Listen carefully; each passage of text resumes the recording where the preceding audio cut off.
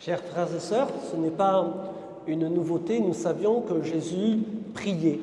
Il le faisait même fréquemment. La plupart du temps, pour ce faire, les évangélistes nous racontent qu'il partait tout seul, il s'isolait, il se mettait en retrait. Il partait soit dans un endroit désert, soit dans la montagne. Voilà, il avait ce besoin de s'isoler, d'être tout seul pour prier son Père. Il passait du temps là à prier Dieu. Qu'est-ce qu'il lui disait? Ça on ne sait pas parce qu'il n'y avait personne pour écouter. Et puis on sait aussi que Jésus priait régulièrement parce que, comme nous, Jésus c'était un juif pratiquant. On est devenu chrétien après seulement, mais à l'époque Jésus lui il était juif. Et donc il allait certainement à la synagogue toutes les semaines, probablement pour le Shabbat. Et là aussi il priait avec les autres juifs qui se réunissaient là pour écouter la parole de Dieu, comme nous le faisons nous aussi ce matin. Vous voyez, des occasions de prière, Jésus en a eu plein. Mais là, c'était une prière liturgique, c'est celle du Shabbat, comme celle de la messe. Ce n'est pas une prière très personnelle, en fait. C'est celle que nous offre l'Église, celle que nous offrent les autorités religieuses, dans laquelle nous entrons, bien sûr, avec joie.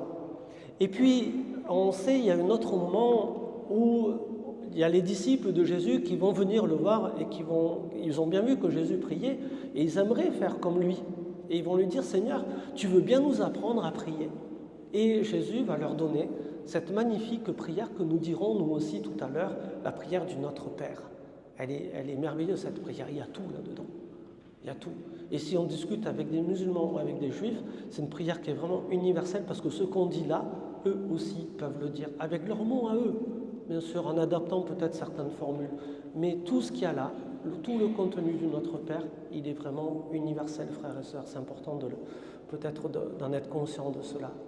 Et là, nous avons entendu dans l'Évangile que Jésus prie à voix haute devant ses disciples. Il y a eu au moins l'évangéliste Jean qui a entendu, puisqu'il a pris la peine de nous relater le contenu de la prière de Jésus.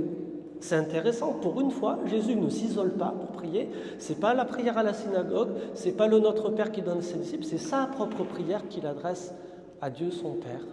Mais j'ai l'impression, chers frères et sœurs, que la prière que Jésus adresse à son Père s'adresse plus à nous que vraiment à son Père.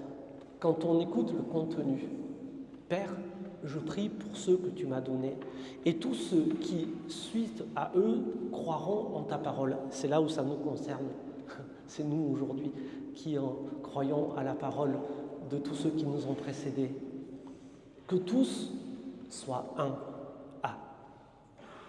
Que tous soient un. Et voyez cette prière, j'ai l'impression que Jésus l'adresse plus à nous, dans notre capacité à nous à faire unité, que vraiment à Dieu.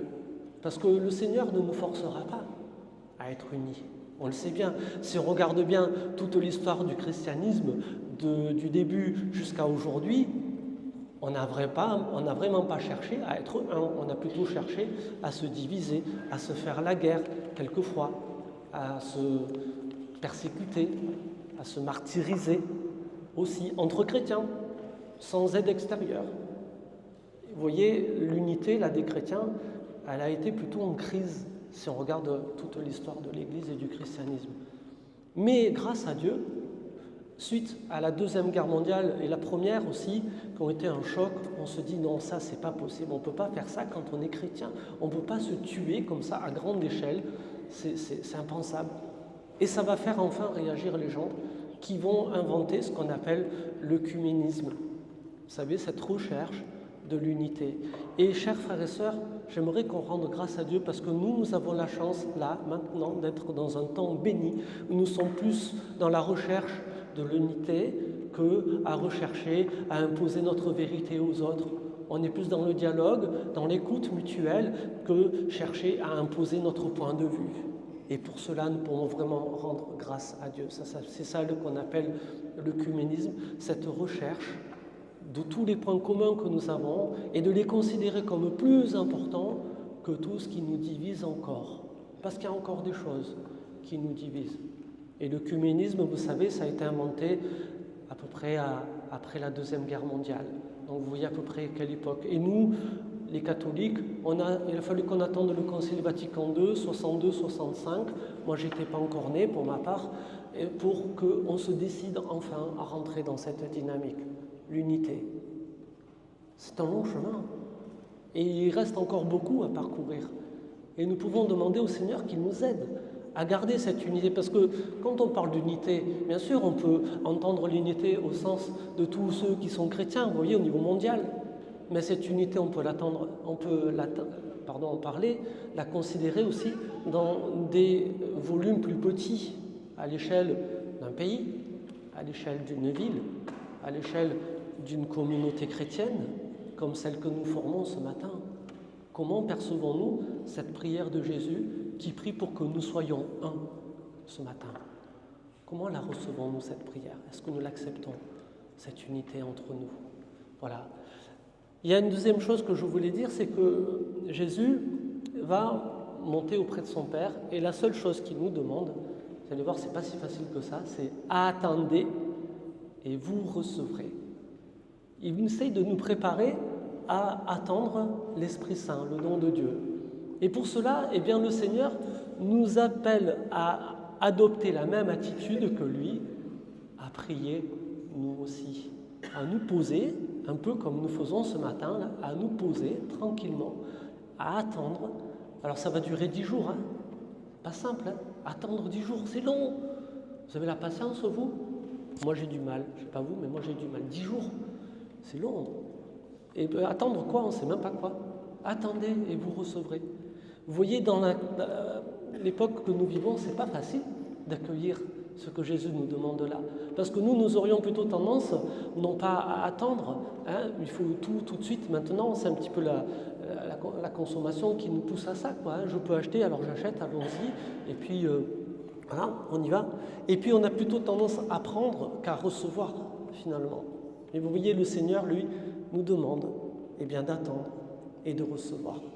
Comme vous allez le faire tout à l'heure, vous qui allez faire votre communion, vous allez recevoir le Seigneur. Et vous avez attendu pour cela. On a cheminé là pendant toute cette année scolaire à se préparer à ce moment-là. Voilà, une école peut-être de la patience, de la douceur, voilà, qui va nous aider nous aussi à rentrer petit à petit dans cette unité. Alors aujourd'hui, en célébrant votre première communion et en accueillant cette prière de Jésus qui demande à son Père que cette unité puisse s'établir entre tous les hommes, surtout ceux qui sont croyants, prions, chers frères et sœurs, pour que déjà entre nous, cette unité soit possible. Quand on voit la sortie du concert de Joule, je ne sais pas où elle est l'unité, moi, parce que c'est que la police nationale a croisé jusqu'à 3 heures du mat et les urgences n'ont pas chômé. Après, il y a eu beaucoup de choses pas très chrétiennes qui se sont passées. Vous voyez, dans notre monde d'aujourd'hui, il y a tellement besoin encore de cette unité. Mais cette unité, elle ne viendra pas d'en haut. Elles ne viendront pas d'en haut. C'est pour ça que cette prière, il n'y a que nous qui puissions l'exaucer. C'est notre désir à nous d'entrer dans cette unité telle que Dieu la souhaite. Et ça, peut-être qu'aujourd'hui, nous pouvons demander au Seigneur de nous aider sur ce chemin de l'unification intérieure et de l'unité entre nous tous, du moins déjà entre chrétiens. Pour le reste, on verra plus tard. Amen.